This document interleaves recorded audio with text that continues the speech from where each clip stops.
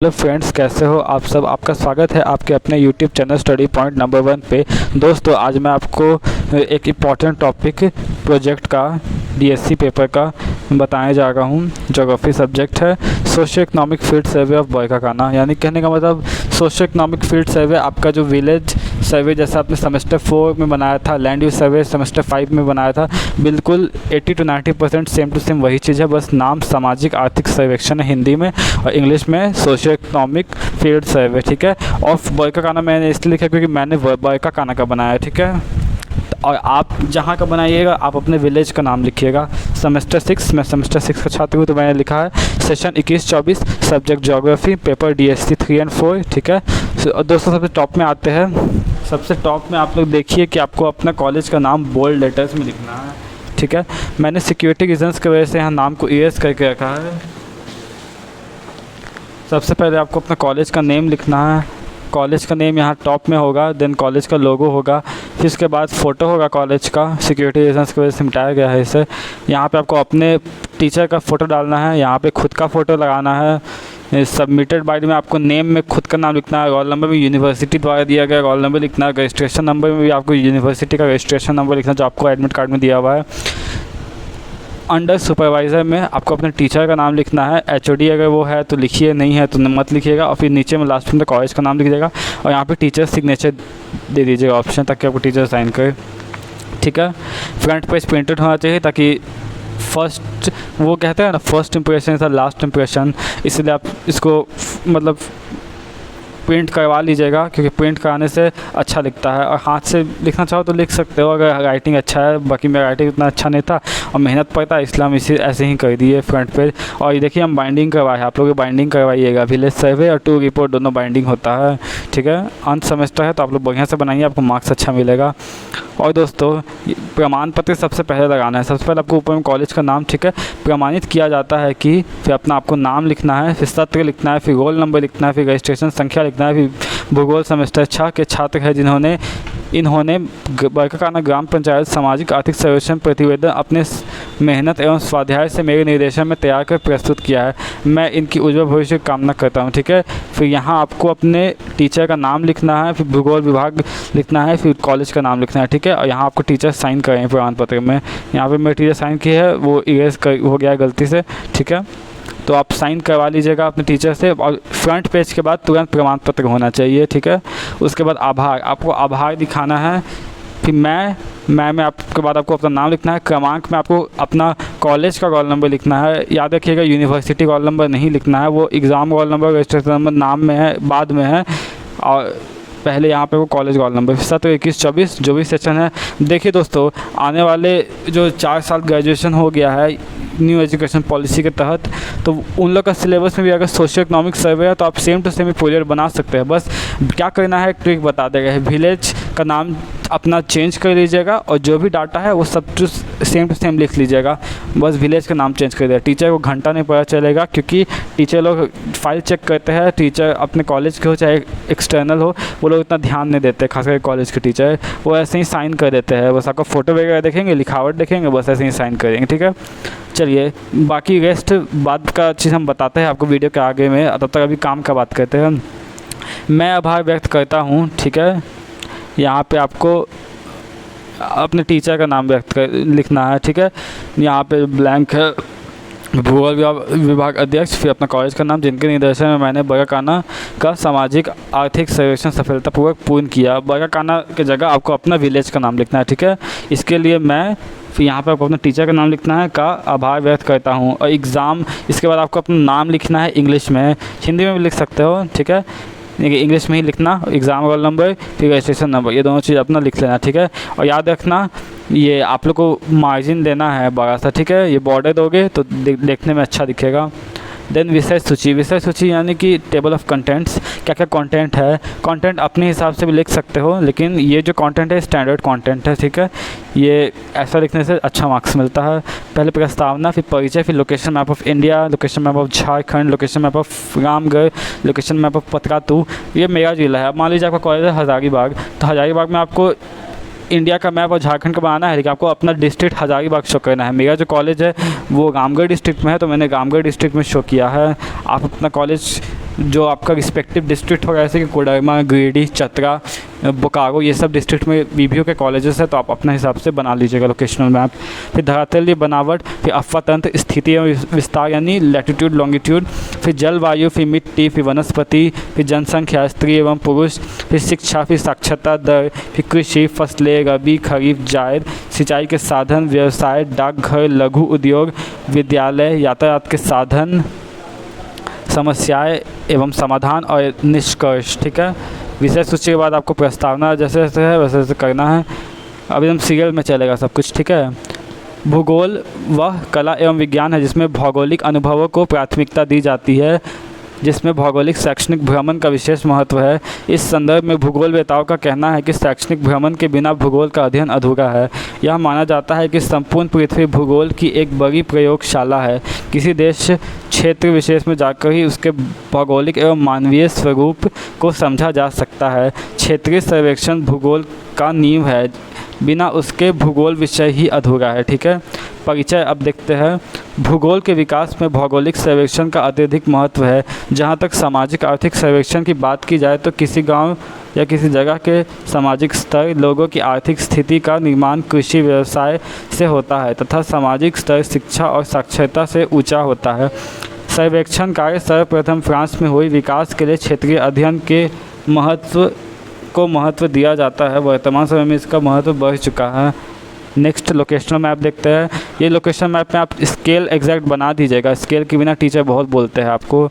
या आप नेट से निकालिएगा ना डायग्राम, तो आपको मिल जाएगा। बाद बाकी आप ये सेम टू सेम भी निकलवा सकते हैं। कोशिश कर ये भी कर सकते हो, अगर आपका डिस्ट्रिक्ट रामगढ़ ही है तो आप ये मैप को प्रिंट आउट भी करा सकते हो, लेकिन देख के बनाइएगा तो ज़्यादा अच्छा रहेगा, क्योंकि हाथ से बनाने पे टीचर ज़्यादा खुश होते हैं ज़्यादा दिन ये मैप प्रिंट आउट हो रहा। तो देखिए दोस्तों, एक ट्रिक बता रहा हूँ। अगर आपको इंडिया का मैप बाहर खींचे तो इतना सारा 2400 स्टेट्स को 2800 स्टेट्स को शो करने की ज़रूरत नहीं है। आप सिर्फ झारखंड बनाना है, यहाँ छोटा सा झारखंड के बड़ा सा बनाने के बाद सिर्फ रामगढ़ डिस्ट्रिक्ट या फिर अपना जो भी हजारीबाग कोई एक डिस्ट्रिक्ट है आपका, उसको चूज़ कर लेना। इतना आपको आउटलाइन मैप भी बनाने की ज़रूरत नहीं है, तो अगर आपके पास समय नहीं है तो, समझे। और उसके बाद फिर मैंने अपना रामगढ़ डिस्ट्रिक्ट को शो किया। फिर मैं पतरातू ब्लॉक का रहने वाला हूँ। फिर यहाँ मैंने बरकाना का सर्वेक्षण किया, तो मैंने यहाँ पे बरकाना दिखा दिया। ये जो लाइन है ये रोड मार्ग है, बरकाना रामगढ़ से लेके पतरातू तक का मेन रोड है। रामगढ़ पतरातू 4 लाइन, तो मैंने इसको शो किया हुआ है। ठीक है, आप लोग भी ऐसे ही करना चाहो तो आप लोग अलग अलग पेज में एक बार इंडिया, उसके बाद नेक्स्ट पेज में झारखंड, फिर नेक्स्ट में फिर रामगढ़, तब अपना पतरातू ब्लॉक ऐसे दिखा सकते हो। लेकिन हम यही सजेस्ट करेंगे कि आप लोग एक ही में दिखाना। एक ही में दिखाने से क्या होता है, तो आपका पेज बचेगा, समय बचेगा, जल्दी बन जाएगा। ठीक है, नेक्स्ट आगे बढ़ते हैं। धरातल। धरातलीय बनावट से आशय एक भू आकृतिक इकाई से है जिससे सामान्यतः उसकी धरातलीय बनावट अर्थात आकृति के द्वारा पहचाना जाता है। सामान्य भाषा में ज़मीन की ऊंचाई नीचाई द्वारा जो आकृतियाँ बनती है उन्हें स्थल रूप कहते हैं। लेकिन जहाँ तक बरकाकाना की बात है, यह एक समतल क्षेत्र है। यहाँ की धरातलीय बनावट लगभग समान है। आंतरिक बल की तीव्रता हर जगह समान नहीं होती। आंतरिक बल की तीव्रता हर जगह समान नहीं होती। ये 2 बार रिपीट हो गया, सॉरी। लेकिन देखिए मेरे से गलती से रिपीट हो गया, आप लोग से भी रिपीट हो जाए तो काटना मत है, तो आपका टीचर का ध्यान वहीं चल जाएगा।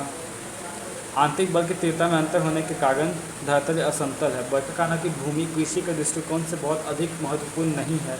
इस जगह पर कोयला प्रचुर मात्रा में पाया जाता है, जो लगभग भूमि की सतह से लगभग 30-40 फीट की गहराई पर स्थित है। झारखंड के धरातलीय स्वरूप का विभाजन अलग अलग प्रकार से है, जिसमें बरकाकाना गांव हजारीबाग पठार के अंतर्गत आता है। इसकी औसत ऊंचाई 377 मीटर है।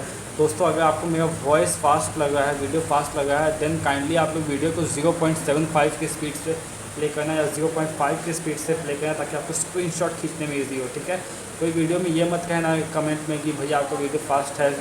फास्ट देखो या वीडियो को शॉर्ट करने के लिए करना पड़ता है, क्योंकि बहुत ज़्यादा लॉन्ग वीडियो हो जाता है तो अपलोड करने में प्रॉब्लम क्रिएट करता है। ठीक है, जैसे जैसे पढ़ाते जाएंगे आप एक स्क्रीनशॉट करके जाइए। स्क्रीनशॉट लेके रखोगे तो प्रोजेक्ट एक ही बार लिखने बैठे हुए तो आराम से 2 घंटा 3 घंटा के अंदर हो जाएगा। हम तो इतना मेहनत से बनाए हैं, आप लोगों को कोई बैठे बैठे परोस दे रहा है तो इसका फ़ायदा उठाइए। जितना प्रॉब्लम हमको हुआ उतना अपना फ्रेंड लोग को थोड़े ना होने देंगे, चाहे कि अपना जूनियर दोस्त लोग को। ठीक है, अफवा तंत्र यानी नदी, नाला, तालाब जो भी आपके घर में है, तरफ है, विलेज में है, उसके बारे में लिखना है। अफवा तंत्र या प्रवाह प्रणाली किसी नदी तथा उसकी सहायक धाराओं द्वारा निर्मित जल प्रवाह की विशेष व्यवस्था है। किसी नदी में मिलने वाली सारी नदियाँ और उस नदी बेसिन के अन्य लक्षण बनकर तथा मिल के उस नदी का अपवा तंत्र बनाते हैं। यहाँ पर जोरा तालाब है। यहाँ पर केवल एक ही तालाब है। यहाँ जहाँ तक बरकाकाना की बात की जाए, इस गांव में इस तालाब से सिंचाई, पशुओं को नहलाना और कपड़े धोने के लिए का कार्य होता है। इस गांव में चापाकल तथा कुएं के पानी का उपयोग लोग पीने तथा घरेलू कार्यों के लिए करते हैं। इन वाहिकाओं के जल को अपवा तंत्र, वहाँ के भू वैज्ञानिक समयावधि, चट्टानों की प्रकृति एवं संरचना, स्थलाकृति, ढाल, बहते जल की मात्रा और बहाव की अवधि का परिणाम है। कभी कभी नदी में का जल स्तर बरसात में बढ़ जाता है, जिसके कारण आसपास वाले खेतों में लगे फसलों को नुकसान होता है। ठीक है, कभी कभी रेयर केस में होता है ऐसा। जोरा तालाब देखिए, जोरा तालाब का फ़ोटो यहाँ पे मैंने पेस्ट किया है। दोस्तों अगर कोशिश कीजिएगा तो आप अपना फ़ोटो जिस प्लेस का फ़ोटो डाल गए वहाँ जाके फ़ोटो खिंचाइएगा, ठीक है। और नहीं होगा तो ऐसे ही फ़ोटो दूर से खींच के डाल दीजिएगा, ठीक है। क्योंकि देखिए यहाँ पे तालाब है तो यहाँ पे हम उतना जाना प्रेफर नहीं क्योंकि यहाँ पे देखिए अधिकतर सब जंगल टाइप का एरिया है और फिर यहाँ पे जो आसपास का एरिया है तो उसमें बहुत बढ़िया फ़ोटो नहीं आ पाता और थोड़ा जंगल झाड़ में है तो सांप पकड़ने का डर रहता है, इसलिए हम दूर ही से फ़ोटो खींच डाल दिए। अगर आपका पास नदी अच्छा अवेलेबल हो तो नदी के पास फ़ोटो खिंचवा सकते हो।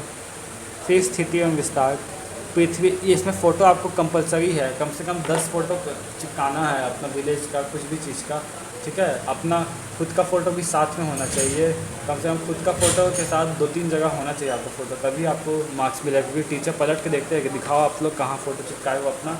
स्थिति एवं विस्तार पृथ्वी में किसी स्थान की स्थिति, उसकी निर्धारण अक्षांश और देशांतर रेखा द्वारा किया जाता है। धरातल पर उस स्थान का अक्षांश पूर्व से पश्चिम की स्थिति और देशांतर प्रदर्शित करता है। किसी स्थान का अक्षांश धरातल पर स्थान की पूर्व से पश्चिम की स्थिति को प्रदर्शित करता है। अक्षांश और देशांतर विस्तार का प्रभाव समय, तापमान, औसत और मौसम आदि में पड़ता है। यहाँ के कुल क्षेत्रफल 1.117 स्क्वायर किलोमीटर है। यहाँ का अक्षांश विस्तार 23.6221 नॉर्थ से लेकर 24.6323 डिग्री नॉर्थ है तथा देशांतर 85.4608 डिग्री ईस्ट से लेकर 88.2301 डिग्री ईस्ट है 85 डिग्री। देखिए दोस्तों, अक्षांश देशांश लिखने में बहुत कठिनाई होता है। आप चुपचाप यहाँ पे बरकाकाना की जगह, यहाँ बरकाकाना मैंने जहाँ पे भी लिखा है आप अपना गांव का नाम डालिए और ये चुपचाप आंख बंद करके लिखिए। एक्सटर्नल नहीं पढ़ते हैं, टीचर भी नहीं पढ़ता है, ऐसे ही साइन आपका हो जाएगा। उसके बाद जलवायु। जलवायु किसी स्थान के वातावरण की दशा को व्यक्त करने के लिए प्रयोग किया जाता है। यहाँ यह शब्द मौसम के काफ़ी करीब है, पर जलवायु और मौसम में कुछ अंतर है। जलवायु और बड़े भूखंडों के बड़े कालखंड के लिए ही प्रयुक्त होता है, जबकि मौसम अपेक्षाकृत छोटे कालखंड के लिए, छोटे स्थान के लिए प्रयुक्त होता है। हमारे भारत देश की जलवायु मानसून है।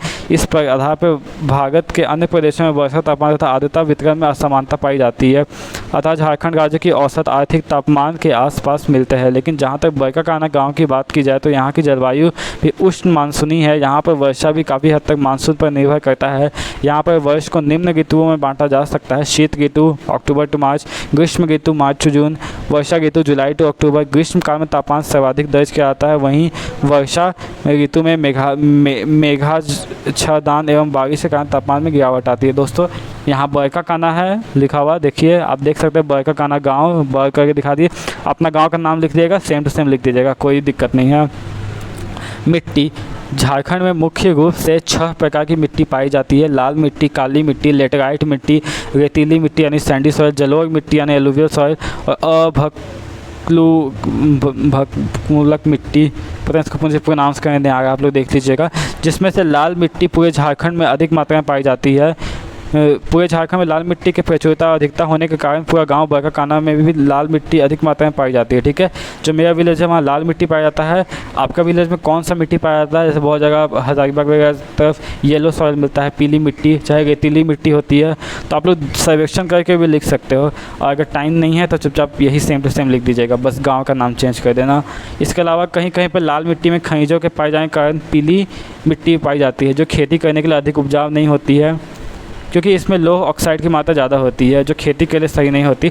हमारे गांव में रेतीली मिट्टी भी पाई जाती है, लेकिन लाल मिट्टी अधिक मात्रा में पाई जाती है। यहाँ पे कुछ मात्रा में लेटराइट मिट्टी भी पाई जाती है, ठीक है।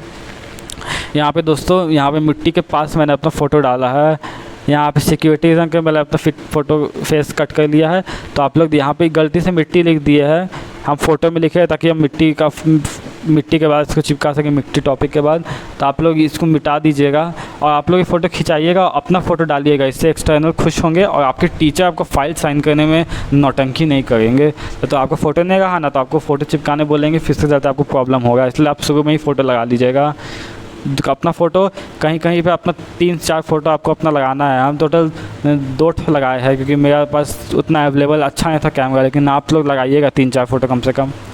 नेक्स्ट, वनस्पति। झारखंड नामकरण प्राकृतिक वनस्पति से संबंधित है। झार का अर्थ जंगल तथा खंड का अर्थ भूमि है, अतः झारखंड का साधारण अर्थ जंगलों से भरी पड़ी भूमि होती है।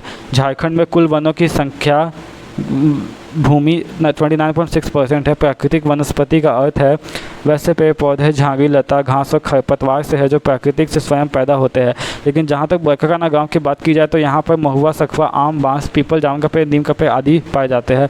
बरकाकाना की जगह आपको अपने गाँव का नाम लिखना है, बाद बाकी सेम टू सेम का विकास देखने को मिलता है। इसके अलावा वृक्षरोपण के कारण यहाँ पर यूकेलिप्टस, शीशम तथा आम का बागान भी देखने को मिलता है। यहाँ पर लगभग 75% भाग पर वनस्पति पाई जाती है। बांस का पेड़ का फ़ोटो मैंने अपना विलेज का खींच के डाला है।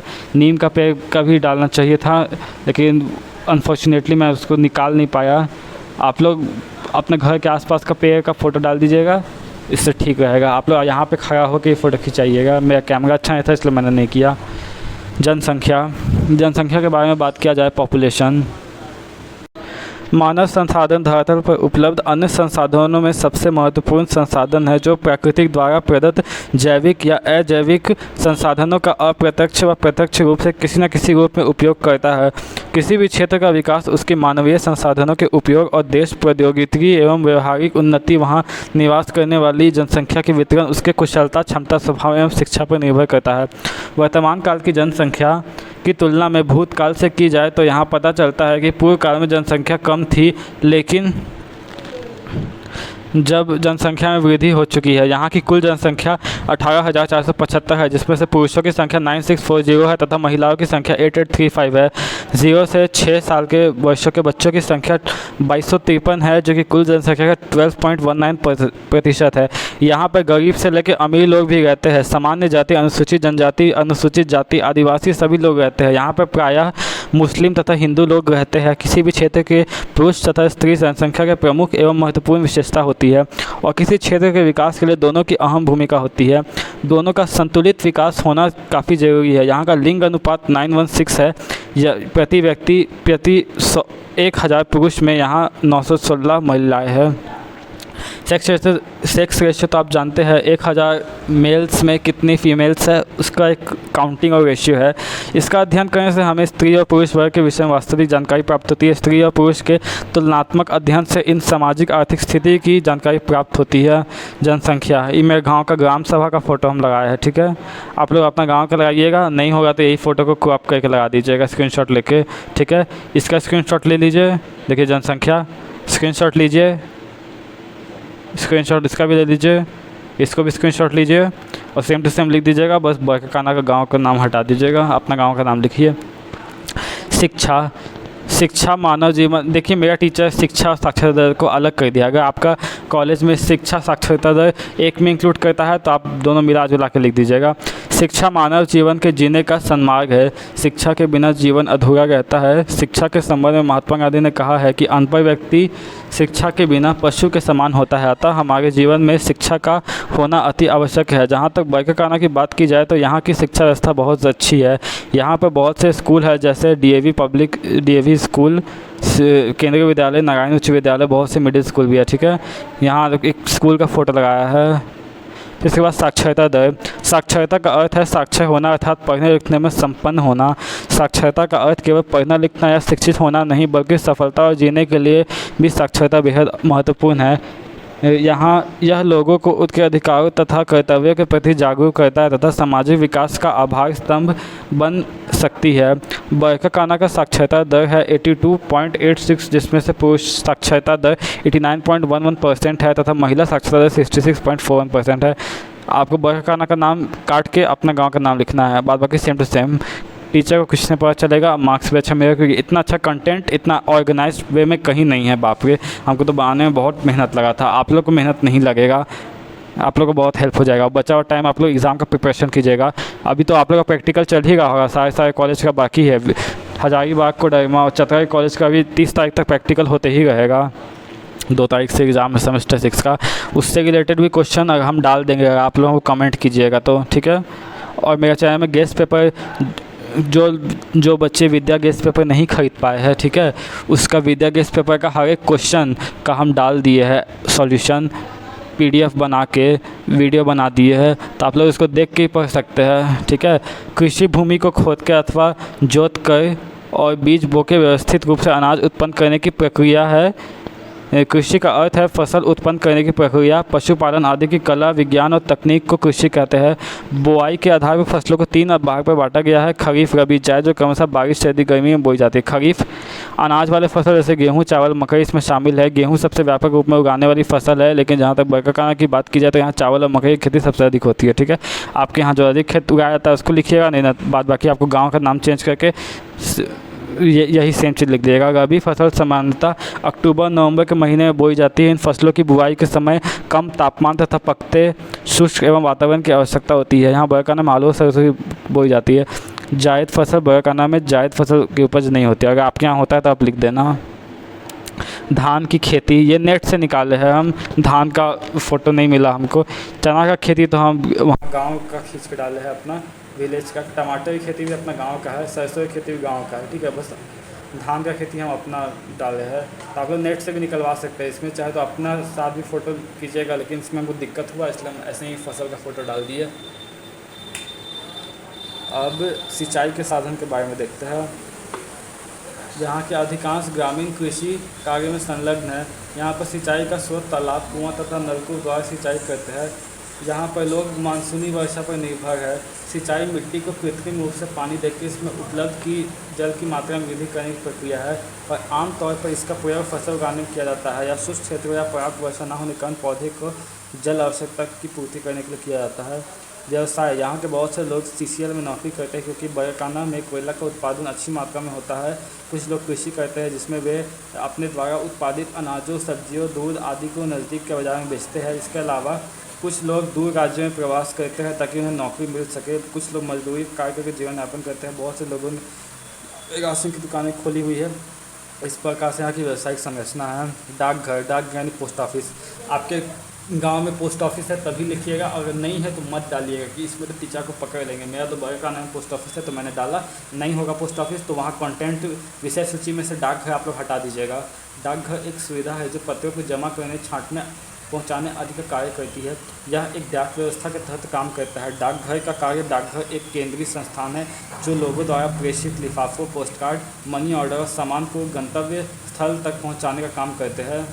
साथ ही पोस्ट कार्ड और डाक टिकट के अलावा बचत योजनाएं, पेंशन योजनाएं तथा को लेकर भूमिका निभाती है। डाकघर एक सरकारी कार्यालय है। बरकाना डाकघर में सभी प्रकार की सुविधाएं उपलब्ध है। यहाँ से पत्र एक स्थान से दूसरे स्थान भेजे जाते हैं। डाक सेवा का महत्व है कि डाकघर के जरिए हम पंजीकृत पत्र, जन्मदिन की शुभकामनाएं, पार्सल और मनी ऑर्डर भेज सकते हैं। बदलते संचार के साथ डाकघर की उपयोगिता तथा प्रणाली जरूर कम हो गई है, मगर इसका महत्व कम नहीं हुआ है। बरकाना डाकघर, देखिए डाकघर गए थे, वहाँ जाकर उसका फ़ोटो डाल दिए। आप लोग यहाँ पे खड़ा होकर भी खिंचवा सकते हैं। लघु उद्योग यानी स्मॉल स्केल इंडस्ट्रीज, अगर है तो लिखिएगा, नहीं है तो छोड़ दीजिएगा, कंटेंट से हटा दीजिए विषय सूची से। लघु उद्योग वे इकाइयाँ है जो मध्यम स्तर के विनियोग की सहायता से उत्पादन करती है। इन इकाइयों में श्रम शक्ति की मात्रा भी कम होती है और सापेक्षिक रूप से वस्तुओं एवं सेवाओं का उत्पादन किया जाता है। हमारे क्षेत्र बरकाकाना में बहुत से लोग लघु उद्योग द्वारा जीवन निर्वाह करते हैं। यहाँ पर लघु उद्योग के रूप में बहुत सी दुकान है, राशन दुकान, चक्की दुकान। इन दुकानों के अलावा यहाँ पर एक उद्योग है जिसका नाम माँ छिन्नमस्तिका एंटरप्राइज प्राइवेट लिमिटेड है। ये आयरन स्टील इंडस्ट्री है, स्मॉल स्केल इंडस्ट्री है। देखिए माँ छिन्नमस्तिका एंटरप्राइजेज प्राइवेट लिमिटेड, अपना गांव का हम डाले हैं। आप लोग ठिकानी मत डाल दीजिएगा इसमें कि इसमें पकाने का चांस है। लघु उद्योग होगा तभी लिखिएगा, नहीं होगा तो ऐसे ही इसको छाप दीजिएगा। और उसको भी इतना भी नहीं होगा तो आप विषय सूची से हटा दीजिएगा, ठीक। विद्यालय तो हर के घर के पास होगा। विद्यालय अगर नहीं होगा तो मत लिखिएगा विद्यालय, लेकिन होगा तो जरूर डालना। विद्यालय या पाठशाला वह स्थान है जहाँ शिक्षा की ग्रहण की जाती है। विद्यालय एक ऐसा संस्थान है जहाँ बच्चों के शारीरिक, मानसिक, बौद्धिक एवं नैतिक गुणों का विकास होता है। प्राचीन काल में विद्यालय गुरुकुल के रूप में होते थे। जहाँ तक बरकाना की बात की जाए, यहाँ तो बहुत से सरकारी एवं गैर सरकारी यानी प्राइवेट स्कूल मौजूद है, जैसे DAV बगाकाना केंद्रीय विद्यालय, श्री नारायण उच्च विद्यालय, मिडिल स्कूल आदि। यहाँ के अध्यापक एवं अध्यापिका बहुत अच्छा पढ़ाते हैं। केंद्रीय विद्यालय बगाकाना, इसका फोटो मैंने डाल दिया, ये तो नेट से निकाला हुआ है। DAV बगाकाना CCL NTS बगाकाना रामगढ़, इसका भी फ़ोटो नेट से निकाला हुआ है। 1-2 फ़ोटो आपको हो गया। यहाँ स्कूल के पास जाके अपना फ़ोटो भी लगाइएगा तो बेस्ट रहेगा। तो यातायात के साधन, जहाँ तक बगाकाना की सड़क की बात की जाए तो यहाँ पे कच्ची पक्की दोनों सड़कें हैं। देखो दोस्तों, इसको हम मतलब डिटेल में नहीं पढ़ रहे, आप लोग पढ़ के लिख लीजिएगा। यातायात में बेसिकली आपको लिखना है, जैसे हम यहाँ लिखे हैं बस चलता है, ऑटो चलता है। हम स्टेशन के बारे में लिख दें कि यहाँ ट्रेन का यूज़ किया जाता है लोग को एक जगह से दूसरी जगह पहुँचने के लिए, ठीक है। इसको आप लोग पढ़ लीजिएगा क्योंकि वीडियो बहुत लंबा हो गया है। अब देखिए फ़ोटो डाल दिए है बगाकाना जंक्शन में, हम ही खड़ा होकर अपना फ़ोटो खिंचाया है शाम के समय। सिक्योरिटी रीज़न के चलते हम तो फ़ोटो अपना ये हाइड कर लिए है। और देखिए यहाँ पे ऑटो स्टैंड है, यहाँ ऑटो लगा हुआ है, तो आप लोग खींच लीजिएगा, अपना जगह का डाल दीजिएगा। और अगर नहीं होगा यातायात के साधन में तो ऐसे ही कोई ट्रक वगैरह, मोटरसाइकिल, ट्रैक्टर, बस, ऑटो, किसी का फोटो डालिएगा ना, काम चल जाएगा। जगह का नाम बगाकाना का मत डाल दीजिएगा, आप लोग जहाँ का विलेज बनाइएगा ना वहाँ स्टेशन होगा तो डालिएगा, नहीं होगा तो छोड़ दीजिएगा। ऐसे ही ऑटो का फ़ोटो डाल दीजिएगा। मेरा तो बगाकाना एक बड़ा स्टेशन है, लग्जरियस स्टेशन है, इसलिए यहाँ से वो क्वेश्चन ने पूछे थे कि बगाकाना से कौन कौन सा ट्रेन मिलता है, तो हम सब जवाब दीजिए। इस तरह वंदे भारत एक्सप्रेस मिलता है सबसे पहले, तभी नया वही स्टार्ट हुआ है। तो सर बहुत अप्रिशिएट किए थे मुझे। चलिए दोस्तों, समस्याएँ के बारे में देखते हैं। इस गांव में मुख्य समस्याएं बहुत सी है, जैसे पूर्ण रोजगार, उच्च तथा मध्यम शिक्षा व्यवस्था, खेती में डीप बोरिंग आदि जैसी समस्या। गांव में पूर्ण रोजगार ना होने के कारण लोगों की आर्थिक स्थिति अच्छी नहीं है, जिस कारण यहाँ के लोग बाहर दूसरे राज्यों में कार्य करने के लिए चले जाते हैं। यहाँ 40% लोग कृषि पर निर्भर है, लेकिन सिंचाई सुविधा उपलब्ध नहीं है। यहाँ के लोग वर्षा पर निर्भर है, लोगों में जागरूकता का अभाव है। समस्याओं का समाधान, गाँव की समस्या को सुलझाने के लिए ग्रामीण नियोजन की आवश्यकता है, और ग्रामीण नियोजन के लिए सरकारी हस्तक्षेप जरूरी है, क्योंकि वह नीति निर्धारित करती है और विकास योजना कार्यक्रम बनाती है। और आर्थिक विकास के लिए यहाँ के लोगों का जागरूक होना आवश्यक है तथा सरकार के अधीनस्थ कार्यों के द्वारा इस गांव को पूर्ण तरह से सुधार हो सकता है, जो इस प्रकार से है। क, ख और ग ये सुझाव के तरीके हैं, ये मैंने खुद से सुझाया है, आप सेम टू सेम दे देना, इसमें तो कोई पकड़ाने का झमेला नहीं है। कृषि के लिए आधुनिक यंत्रों का उपयोग, ठीक है। यहाँ के ग्रामीणों को कृषि के बारे में जानकारी देना काफ़ी ज़रूरी है, जिसके अलावा मुफ्त या कम कीमत में सरकार द्वारा आधुनिक यंत्र की एवं उत्तम बीज प्रदान किए जाए। ख, रोजगार के अवसर, इस क्षेत्र में प्रधानमंत्री रोजगार योजना के तहत बेरोजगारी की समस्या का निवारण करना चाहिए। सरकार द्वारा लघु एवं कुटीर उद्योग को प्रोत्साहित किया जाना चाहिए। आत्मनिर्भर बनाना, इस जगह पर सिंचाई की अच्छी व्यवस्था की जानी चाहिए, उद्योगों के विकास को प्रोत्साहित करना चाहिए, ठीक है। अंत में पहुँचते निष्कर्ष, अब ये अंत है, 47 पेजेस का मैंने बनाया था, आपको भी इतना 30 से 40 पेज होना ही चाहिए। मेरे फ़ोटो की वजह से एक्स्ट्रा हो गया, आप भी फ़ोटो लगाइएगा, मार्क्स अच्छे मिलते हैं। निष्कर्ष तो सबसे अच्छा होना चाहिए। बगाकाना, यहाँ पे आपको अपना गांव का नाम लिखना है, बाद बाकी सेम टू सेम रहेगा। बगाकाना के सामाजिक आर्थिक सर्वेक्षण के अध्ययन के अंतर्गत धरातल बनावट, भौतिक स्वरूप, भूमि उपयोग, मिट्टी, प्रमुख स्थलाकृति के बारे में हमें जानकारी प्राप्त हुई। इस अध्ययन हमें भौतिक स्वरूप का प्रभाव तथा मानव विकास एवं सामाजिक, आर्थिक एवं सांस्कृतिक क्रियाकलापों के विषय में जानकारी मिली। इस सर्वेक्षण के द्वारा कई सूक्ष्म जानकारियाँ प्राप्त हुई जो सामान्यतः किताबों में उपलब्ध नहीं है। इसके द्वारा क्षेत्र के विशेष भौतिक एवं मानव प्रभाव का जानकारी मिलती है। सॉरी दोस्तों बैकग्राउंड नॉइज़ की वजह से। और दोस्तों अगर आपको वीडियो पसंद आए तो अपने दोस्तों के साथ शेयर करें और मेरे चैनल स्टडी पॉइंट नंबर 1 को सब्सक्राइब करें। और दोस्तों कोर्स रिलेटेड जो भी फाइल है, जैसे dumpy level survey, sextant, clinometer, mean median mode, standard deviation, ये एक ज्योग्राफिकल फाइल का वीडियो डाला हुआ है, आप लोग जाके वहाँ से बना लीजिए अपना प्रैक्टिकल। और 2 रिपोर्ट यानी भौगोलिक शैक्षणिक भ्रमण, जोन्हा फॉल, हिंदू फॉल, बुस्ता, जैविक उद्यान रांची का भी मेरे चैनल पर डाला हुआ है, तो आप वो भी जाके देख लीजिएगा। और वीडियो पसंद आए तो उसको लाइक करके दोस्तों के साथ भी शेयर करना। Thank you.